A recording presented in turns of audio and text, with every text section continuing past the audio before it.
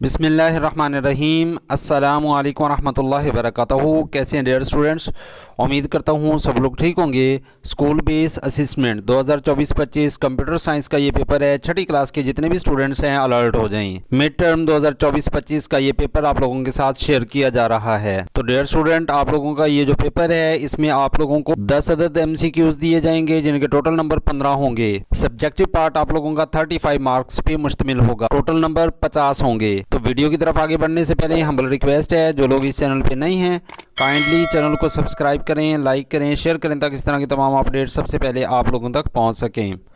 जी तो dear students, question number 1 है हमारे पास, the steps to solve a problem are. तो इसका जो करेक्ट आंसर है वो ऑप्शन सी है 6। Question number 2, to solve a simple problem requires. इसका जो करेक्ट आंसर है वो ऑप्शन सी है less time and less resources. सवाल नंबर 3 है an algorithm thinking given image describes. तो इसका जो करेक्ट आंसर है वो ऑप्शन ए है decomposition. Question number 4, output of the problem 2 × 6 / 3 is equal to question mark. तो इसका जो करेक्ट आंसर है वो ऑप्शन बी है 4। Question number 5, a well defined problem does not contain. तो इसका जो करेक्ट आंसर है वो ऑप्शन सी है ambiguities. Question number 6, the loop which terminates after a certain execution is dash. तो इसका जो करेक्ट आंसर है वो ऑप्शन सी है finite loop. Question number 7, select the essential step of problem solving for the successful execution of a solution. तो इसका जो correct answer है वो ऑप्शन सी है good planning. Question number 8, many programs are bundled together to perform a specific task it becomes. तो इसका जो correct answer है वो ऑप्शन बी है सॉफ्टवेयर। क्वेश्चन नंबर 9 है the categories of programming languages are. तो इसका जो करेक्ट आंसर है वो ऑप्शन बी है 3। लास्ट क्वेश्चन है an error in computer code is called. तो इसका जो करेक्ट आंसर है वो ऑप्शन बी है बग। जी तो Urdu medium students, question number 1 है हमारे पास, प्रॉब्लम हल करने के मराहिल हैं। तो इसका जो करेक्ट आंसर है वो ऑप्शन सी है 6। सवाल नंबर 2, एक सादा प्रॉब्लम को हल करने के लिए ज़रूरत होती है। इसका जो करेक्ट आंसर है वो ऑप्शन सी है कम वक्त और कम वसाइल। सवाल नंबर 3 है दिया गया इमेज एल्गोरिदम थिंकिंग में बयान करता है। तो इसका जो करेक्ट आंसर है वो ऑप्शन ए है डीकम्पोजिशन। सवाल नंबर 4 है 2 × 6 / 3 बराबर है कि आउटपुट होगी। तो इसका जो करेक्ट आंसर है वो ऑप्शन बी है 4। सवाल नंबर 5, वेल डिफाइंड प्रॉब्लम में शामिल नहीं होता। तो इसका जो करेक्ट आंसर है वो ऑप्शन सी है अबहाम। सवाल नंबर 6, वो लूप जो किसी ख़ास अमल के बाद रुक जाए वो कहलाता है। तो इसका जो करेक्ट आंसर है वो ऑप्शन सी है फाइनाइट लूप। सवाल नंबर 7, प्रॉब्लम की कामयाब एग्जीक्यूशन के लिए ज़रूरी मरहला का इंतखाब करें। तो इसका जो करेक्ट आंसर है वो ऑप्शन सी है अच्छी प्लानिंग। सवाल नंबर 8, स्पेसिफिक टास्क को सर अंजाम देने वाले बहुत से प्रोग्राम्स को कंबाइन किया जाए तो बनता है। तो इसका जो करेक्ट आंसर है वो ऑप्शन बी है सॉफ्टवेयर। सवाल नंबर 9, प्रोग्रामिंग लैंग्वेजेस की कैटेगरीज हैं। तो इसका जो करेक्ट आंसर है वो ऑप्शन बी है 3। क्वेश्चन नंबर 10 है कंप्यूटर कोड में एरर को कहा जाता है। तो इसका जो करेक्ट आंसर है वो ऑप्शन बी है बग। क्वेश्चन नंबर 11 का फर्स्ट पार्ट है define an algorithm and give an example. Algorithm की तारीफ़ करें और इसकी एक मिसाल दें। तो डियर स्टूडेंट, इसका आंसर नोट कर लें।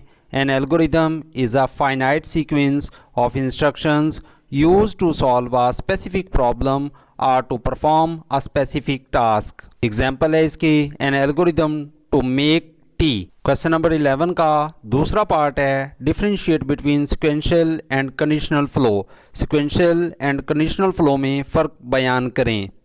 तो डियर स्टूडेंट, इसका आंसर नोट कर लें। Sequential flow, in sequential flow process must execute in the same written order.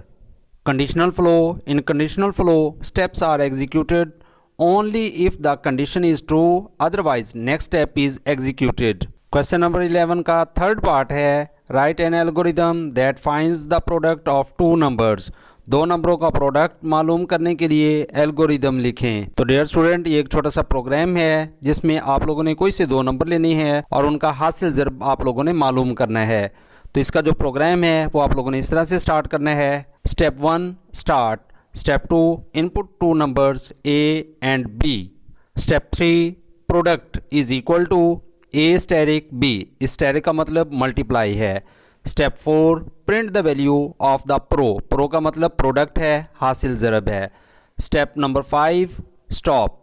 तो आप लोगों का जो है ये प्रोग्राम कंप्लीट हो जाएगा। क्वेश्चन नंबर 12 का फर्स्ट पार्ट है define software and give one example. Software की तारीफ करें और एक मिसाल दें। तो डियर स्टूडेंट, इसका आंसर नोट कर लें। Software has its interface from where you can use its programs. इसकी एग्जाम्पल है माइक्रोसॉफ्ट पेंट। क्वेश्चन नंबर 12 का सेकंड पार्ट है write down the 4 steps to analyse the problem. Problem का तजिया करने के 4 मराहिल लिखें। तो इसका आंसर नोट कर लें। Number 1 identify the problem. Number 2 actual problem is divided into sub problems. Number 3 order to find the solution. Number 4 the user can use algorithms and flow charts. Question number 12 का third part है write a short note on computer programming. Computer programming पर एक मुख्तसर सा note लिखें। तो इसका answer note कर लें। Programming is a process of writing. The process of creating and writing a program is called programming. It is a creative task. There are choice to be made in this process where one option may suit better than the other. This does not mean that the other is wrong to solve different problems.